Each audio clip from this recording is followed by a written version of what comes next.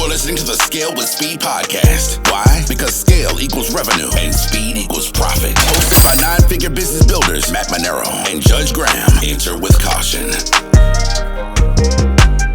Welcome back to Scale with Speed. It's your host, Judge Graham, with my good buddy Matt Monero. This is all going on YouTube too, right? Yeah, we have to edit them to put them on YouTube. We haven't yet, but we will. We will. Okay, so YouTube's is great because wait till you guys see the studio. If you're just listening in the car on audio, it's amazing. So today we're talking about something that's in my book. I mean, it's the whole premise of my book, Scale with Speed. And for those who've read the book, they understand that speed, Matt, it's an actual formula.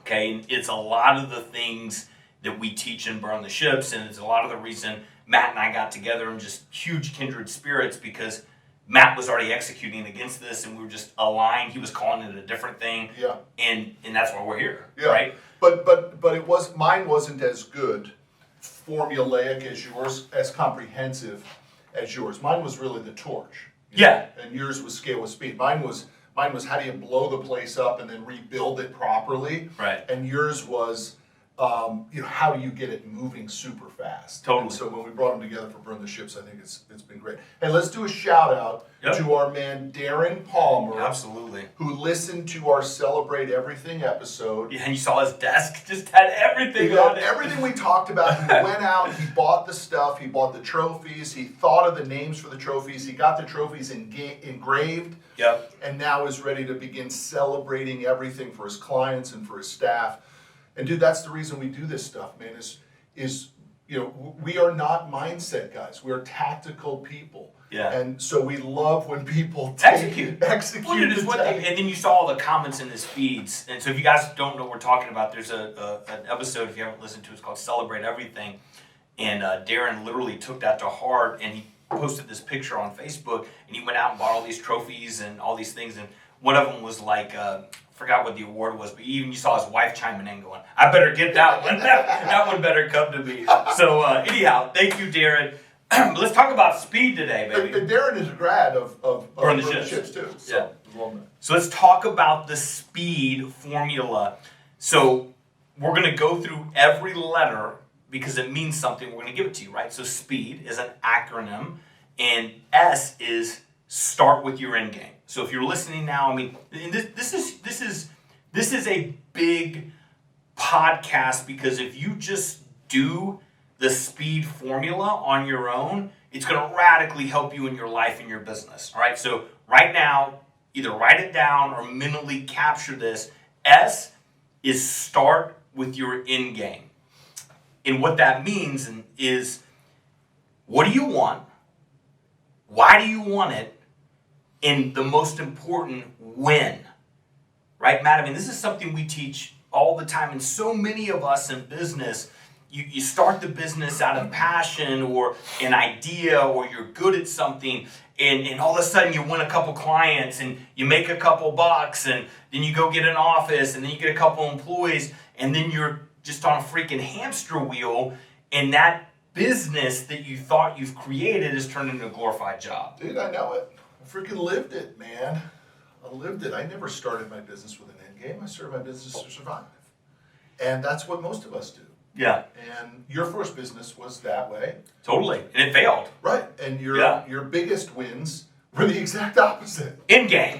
Started with the end game. Every business since then that I've started, Matt, and since you and I have started a couple of businesses together, all of them, we've said, dude, this one is cash flow, right? I'm talking about the Amazon business, right? Which also could exit if we build enough brands on it. And then the other business, it was like, no, dude, 36 months, 4 years, we're done. This business is out. We did not start these businesses to work in them and deal with the shit that goes along with it. And that is why the S of start with the end game is so freaking important for people because you listen, I'm 51 years old. I do not have the energy. I was just talking to my buddy Sapio. We had lunch on Tuesday, and we were talking about cold calling and all that sort of stuff. He said he loved it when he was on Wall Street. Right. He loved it. Hates it now. Well, I said, could you do it now? He's like, no way. Yeah. No, it's dude, there's only, you can compartmentalize energy in so many times in your life, right? And people need to get their hands around it, because if you're 20 years in business and you still don't have the end game figured out, problem. Yeah, you don't have the energy to even do it. So just think about this right now, because this is the important thing. Are you happy in your life financially? Okay? Are you happy in your life right now with your work-life balance? Most entrepreneurs, the answer to that's going to be no. Now if you are, God bless, I think there's another level, right? If you clearly understand, and let's just use an example when we force people, remember, start with your end game. What do you want? Why do you want it? And when? If you really map that out, what do you want? Okay, I want a work-life balance. I want to only work 30 hours a week. I want a island. I want a fucking Lamborghini, whatever it is, okay? You're going to have to now start looking at those things and going, whoa, working 30 hours a week and wanting an island, those things are a little offset. So that does a gut check of really understanding what do you want, because that moves you to the column of why do you want it. Do you really want an island? How much you need? Yeah, how much of an island do you want? Where do you want the fucking island? Like, all those things. And I think what you figure out is some of those monetary things aren't as important to you as you may think they are. So and if you want an island, really put that on there. But figure out what do you want, and then challenge yourself on why do you want them, okay? But then the most important piece of it is when, okay? And when I say when, it's not, 5 to 6 years. That's not a win. Win is, I want it January 1st, 8 p.m., 2023. But listen, some people have a really hard time even figuring out what they want. So let me ask you a specific question. When you guys built out the SQ1 model, how did you come up with what you wanted it to look like? What did you just guess and say, well, X millions would be nice, or did you really have this crystal clear vision of it? I had a crystal clear vision. I think my business partner and I did too. And what was amazing about that is what we wanted, it actually exceeded what we got, right? Which is even better, right? But that's a nice bonus. But we followed the money, right? So I figured out, like, this is what I want. And there was, everything's personal, so I'm not going to share those things. But I figured that out, and then I challenged myself, like, dude, do I really want that? Why do I want it, right? And those things change over time. But what can't change is the win part. And then we set that goal and that date, and the magic happens in the date because it forces you, like what we teach at Burn the Ships, to build a plan. Okay? If you want $30 million in your bank account in 5 years in an exit, dude, that means you have to have, X size company, so much in EBITDA, and you break that down to how many sales do you need every single day. All those things, it forces you to build the mathematical formula to go, holy shit, I have something I got to get done every day in order to back into that 5-year date, in order to get that lump sum of money or whatever it is. And most entrepreneurs and business owners never take the time to do that. And if you never have the formula, how do you fucking build the plan and execute against it? You don't. But again, one of the things that you said, which we can often glaze over, is that you followed the money. And I remember you telling me that you knew that there was going to be most likely a private equity exit. Mm-hmm. And therefore, the decisions needed to be made on what would a private equity acquirer want to see within your business. Absolutely. That was it. So would this decision pass the muster of these super sharp Ivy League Wall Street guys in your conference room, pounding you about questions and knowing the answer while they're asking? So all of that gave crystal clarity to the whole thing. Brings crystal clarity, and this is one of those things, and again, we'll plug Burn the Ships, dude. You want to get clarity on that, come to something like Burn the Ships, okay? We believe that not a lot of things like that exist, but reach up and get mentorship, because, Matt took his company from 18 million to 100 million in 36 months, but he did it because he had a mentor and a plan. Dude, we did more business on Monday of this week, 3 times as much business on Monday of this week than I did the entire first year of commercial fleet. And there was no plan for that first year. Right. None. Right. There's a plan now. there's a great plan right now, and the one thing that Z and Ramsey and I were talking about just before we fired up today, which is really powerful, is that none of it happens today without everyone's involvement. Yeah. In the early days, it could be the owner selling deals. Right. But once scale kicks in, yeah. the whole place has to fire on all cylinders, right? Yep. And that's the freaking magic of it. It is the magic, man. It's the great. I mean, it's the magic of me being able to just walk in here 3 minutes before we go on, and we just roll, right? I mean, that's the magic. All right, but we're not talking about the magic. We're talking about the formula. There's no M in speed. There's no M in speed, right? And there's no I in team. That's a different podcast. All right, so S is start with the end game. Hope you guys are capturing that. P is pick your niche. Okay, Matt and I talk about this over and over again. Niche will get you rich. CFF is a great example of it. The reason we're in this studio and the reason Matt has all these employees in this great office and makes a ton of money is because Matt is in a niche. Matt sells commercial fleet financing to tow trucks, trucking, construction, and delivery companies. That's it. Comma, but more niche. 5 years in business, minimum of 5 units in the fleet, and 700 credit score the owners. Okay, what you call a 557. Yeah. Okay, when you get clarity on a niche, pick your niche is the P, everything becomes easier. The struggle we have as entrepreneurs, we feel like we've got to have it all, right?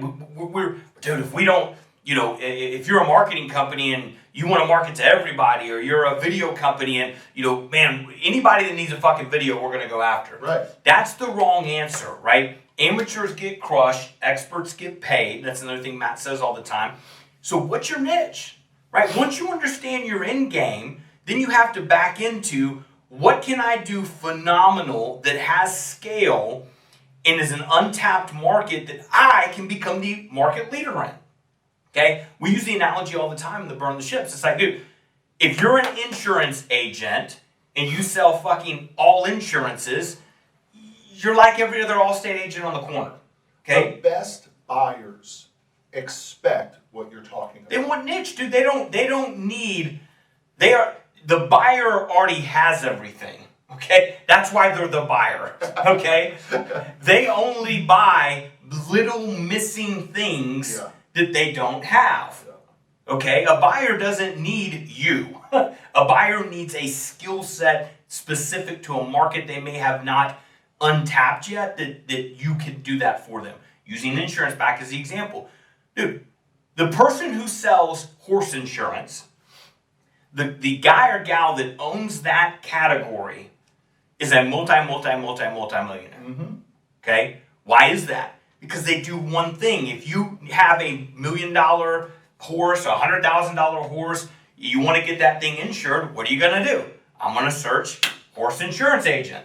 And if you have the website that frames that up, that has market leader content, has testimonials, shows that you're the best at it, all you focus on is horse insurance, you know how the policies, if a horse breaks their leg, this happened, like all of that, guess who wins that business? Right. But you don't sell flood insurance as well. And life insurance and whatever, right? So the pick, the niche is such a scary thing for most entrepreneurs. But Matt and I would just challenge you, do your research, but I can promise you, if you look at it and you go, man, that's only 1/10 of 1% of what I was looking at. If you got half of that 1/10 of 1% or 1/10 of that 1%, you'd probably be fine. You'll be fine. You'll make more money. You'll have less problems, higher margins. Your staff will be happier. They'll be better trained. Your marketing effort will be more laser focused. You can charge more. Charge more. Your relationship with your customers will treat you as an expert. It's the most important thing, and it should happen early in the process. Yeah. The whole business should not always be about, let me do whatever the customer wants because I need the customer revenue. Yeah, 100%. All right, so now we're moving on to the first E, which is energize your culture. Okay, Matt and I talk all the time about you're not a real business until you have people. Okay, you're a lifestyle, like a real business has people. If you want scale, you want an exit, you need people. And dude, you've got to energize them, right? You've got to energize that culture. You've got to infuse core values. What's your belief system? What are your habits, behaviors that you want to your people to do? Who do you want to be around, right? You know, my buddy Sapio, who's a culture core value freakazoid, right? When he came to he hadn't seen the new office on Tuesday when he came up here. And the first thing he said to me when he walked through was, you took your core values down, because I had them when you walked through. Right. I said, no, I didn't. And they were, now he's like, oh shit, there they are. And he stopped and read every single one of them. And I want to stress to the listenership, the great vendors, the great clients, the great companies that you're doing business with will do the same thing. 100%. It's the one that passes right by them and doesn't even think about it and doesn't mean anything. Those are the ones you got to watch out for. Yeah, in people drive the scale, right? We're seeing that in one of our current businesses right now, right? And we're starting to get some momentum, some wins, and culture is starting to happen. But as the leader, for you guys listening that have staff, maybe you're a manager, right? Or maybe you want to start a business, or maybe you're in a business. Dude, what are you doing to build a culture? What are you doing to energize it? What are you doing to help people celebrate and win? And all those things are so important to really growing, right? Because 86 was the stat. 86% of your employees, whether you know it or not, they're freaking checked out. Why? Because they don't have a belief system. They don't have it. They don't have behaviors. They don't have a culture that they want to come to work. And it's not a winning environment. You've got to create that. So that's energize your culture. Love it. That's the E. Okay, so the second E in the speed formula is speed. It's execute with speed. Okay? We would rather see you make 10 decisions versus wait and make one. Okay, that's a philosophy that I, that's just how I roll. Okay, big time. So, but what happens with executing with speed? Now, be very, very cautious when I say this. We're not talking about haphazardly speed. You've got to have a plan. You got to have an end game. You got to have a niche. You got to have all those things. But dude, you got to move fast. Okay, you've got to make this. Let's do a great example. I came into the studio. We just got some new mics. Okay. And the mics that are set up behind us, which you guys can't see, are better mics. They're sure it's the Joe Rogan mics or whatever. We were thinking we were going to use those today. Okay. Now, some entrepreneur would say, you know what? Whoa, we need to stop, undo all this stuff, switch them, put them over here. No, dude, we're doing the freaking podcast. We're going to knock it out. And when this thing is done, we'll switch the mics. Now, that's a very elementary example, but there's hundreds of decisions like that are happening every day in the organization. And if you're not just executing fast and understanding what's important to stop and not, you can't build momentum. Look, I want to give a shout out on that specific topic of these mics to Z for saying, I think there was a miscommunication. And there was a miscommunication, which is important for everybody to understand, especially if you talk about the first E. We just dropped these mics off. Right. We didn't drop them off and be like, hey, Z, put them on the table because of the Joe Rogan, right? And Z did set the mics up. They look great. So that he and Ramsey can communicate during the podcast if they want to, or we think it's necessary, or they have something to contribute. So the point is, you have to be flexible 100% on the desired outcome, and speed as a value system allows that. Dude, it's okay. Let's keep going. Yeah. Let's keep going. It's all right. It's all right. And by the way, I think it's a shout out to Z's confidence that he can come in and say, not feel bad about the fact that you brought it up. Right. No, I feel bad. but the point, listen, it's the way we do it. And you don't remember what Z said? He said, we'll do it for next time. Yeah, totally. Cool, let's go. Fire it up. Hit the red button. Let's go. But that's the importance of speed. Can you pivot? Can you adjust? And that's one example of several. So if you create an organization, or back to energizing the culture, that gets mired with, I can't make a decision, or it has to be 100% right, and you're not moving fast, you're not shipping the product, you slow down. Nothing happens. And so what, when you leave the day and you look up and you have a loss column and a win column, if you can't calculate those wins up and feel really good about it, dude, you're not moving fast enough. Yeah. Because if you move fast, you're getting shit done. Dude, I'm living this in one of the other businesses in which speed is a core value of that company. And we're making a lot of progress on organizing client relationships and tactically where we need to go and pivots and strategies for the clients and all that sort of stuff. Except the one thing I keep seeing is, okay, good. You guys got it? Yeah, we got it. No, you don't got it. Right. Now. Let's do it now. We're going to stay and we're going to do it. And the reason we have the luxury of doing that is because speed is the core value. And we as the ownership haven't pushed it on you guys hard enough and you guys haven't bought into it enough, but we're going to keep pushing the concept of speed. Yeah. It's not that we did it, thought it through, it's that we executed on it. We closed the circle. That's what speed means. You want to feel good. Think about how many times you call a meeting about something in the future that you want to get done, and everybody you call into the meeting is who you need in order to get it done. Dude, fucking get it done. Do it. Just do it, right? I mean, just the meeting should be about getting it done. Now, I know there's certain things that are too big to get done, but I would rather see this compression of time to use teamwork in meetings to actually execute and create, not to fucking talk about who's gonna do what and assign a date to then meet again about it. Dude, I've never seen anybody do it like you. Appreciate that. Never. That's like, dude, that's amazing that you just took it as a compliment too. It never dawned on you that it wouldn't be a compliment. Yeah. But I have never seen anybody say, we're not done yet. Right. We think we're done. Right. But no. Now we're going to pick up the phone. Yeah. And now we're going to start the ball in motion. Right. And we're going to stay Until until it keeps getting done and action keeps happening. And what I have learned in our time together, and we're starting to see that in the people that we work with and partner with, is that it no longer becomes uncomfortable. Right. It just becomes... It's part of the culture. It's part of how we do it. Right. And so for everybody who's wondering, how am I going to put speed into it? You're going to declare it, and then you're going to start doing it, and you're going to lose some people who say, it's moving too fast, I wish it was the old way, there's too much pressure, they drive me crazy, he's a slave driver, all sorts of stuff. Which isn't part of your culture anyhow, so good. And then it's going to become... common. Just commonplace. Yeah. And that is the piece of the puzzle that everybody has to understand. It does work. Yeah, Matt, the fundamental thing, I know this is dragging on, the reason I've been successful, that's my superpower, speed, period.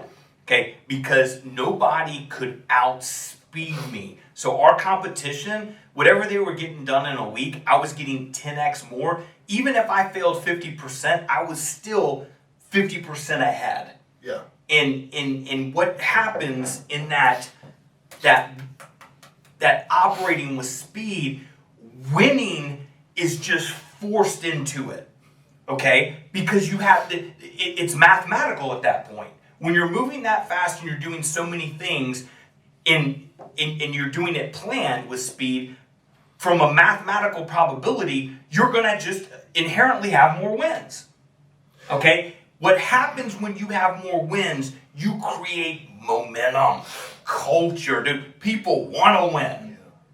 I know we're pushing hard on this one specific thing, but you just have to ask yourself, part of Burn the Ships bootcamp is we put you through the competitive analysis. And when you begin to do the competitive analysis, you begin to see how slow your competitors operate. Oh my God. If you secret shop your competitors, you begin to see it. And for those who specifically listening and you like this, you need to buy more shit.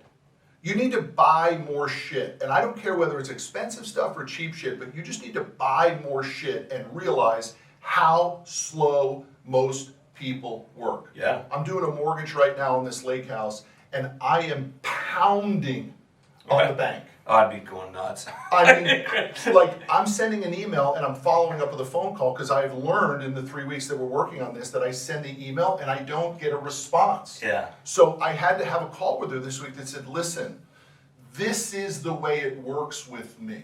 This is how the relationship is going to go. I'm going to send you an email and you're going to reply that you got the email. Then I'm going to call you and you're going to call me back. Right?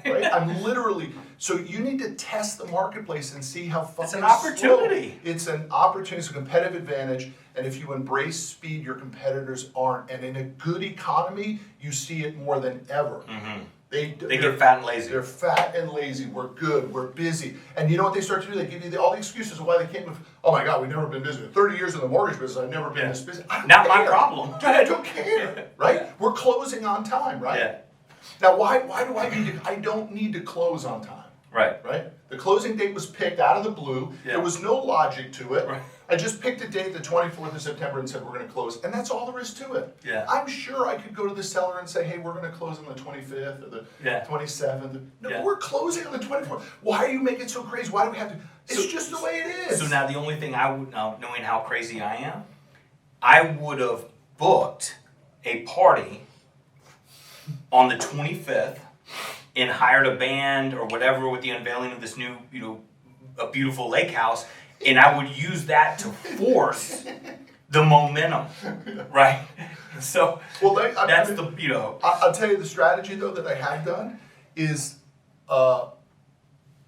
I'm working with the president of the bank too.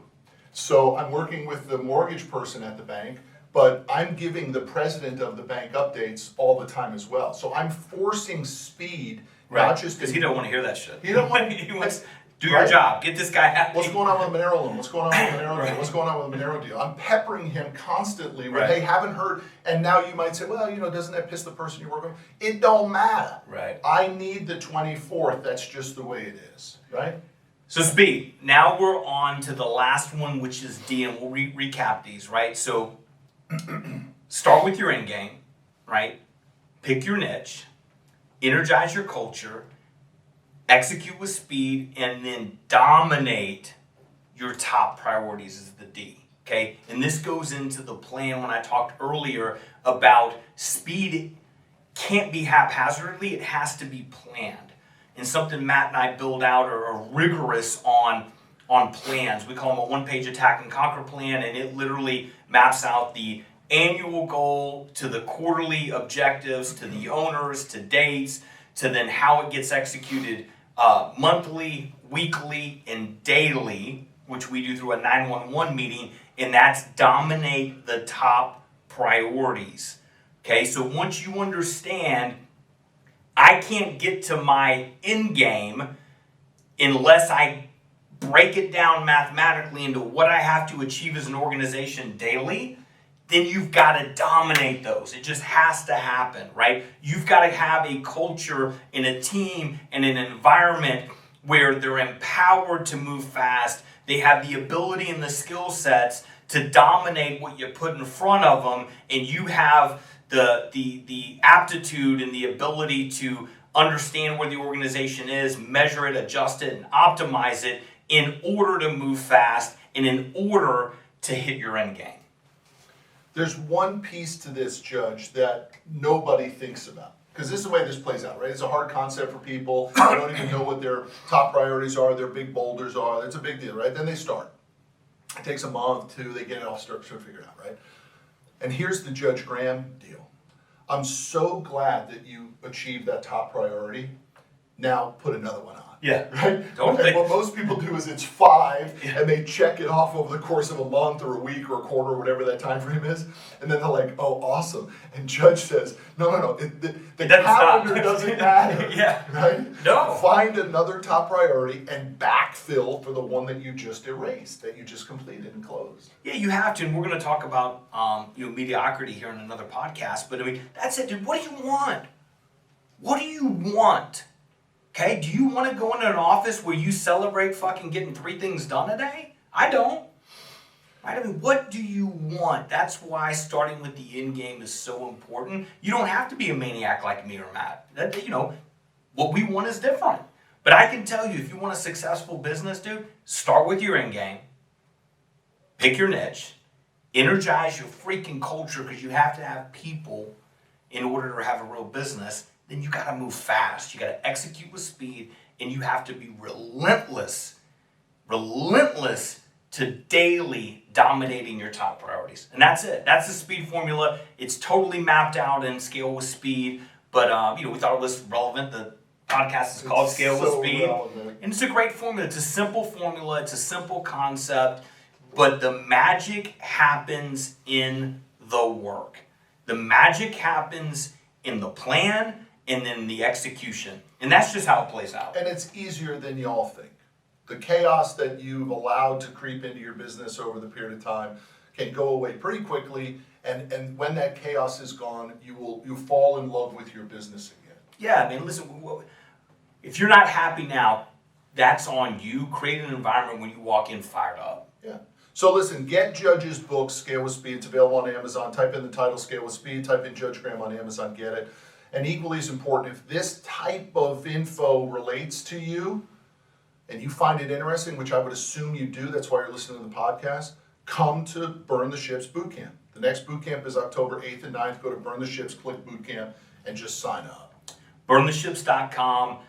Don't let Matt and I sell you. Go there, watch the testimonials, hit the result tab.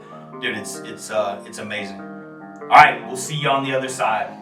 See you down the road. And as always, make it happen. You are listening to the Scale with Speed podcast. Why? Because scale equals revenue and speed equals profit. Hosted by 9-figure business builders Matt Monero and Judge Graham. Enter with caution.